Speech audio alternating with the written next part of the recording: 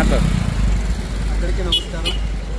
మానవతా స్వచ్ఛంద సేవా సంస్థ 2004 సంవత్సరంలో శ్రీ రామచంద్ర రెడ్డి గారి వ్యవస్థాపకులుగా స్థాపించారు. అప్పటి నుంచి రాష్ట్రంలో ఉన్న అన్ని జిల్లాల్లో ఈ మానవతా శాఖలు ఏర్పడి అనేక సేవా కార్యక్రమాలు చేస్తున్నాం.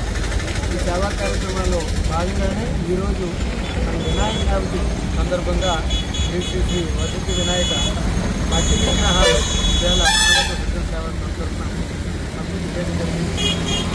వాతావరణం పర్యావరణం పరిరక్షణ దిశగా లక్ష్యంగా పనిచేస్తూ మట్టి విగ్రహాలని ఈవేళ పంచడం ఎంతో సంతోషంగా ఉందని తెలియజేస్తున్నాం.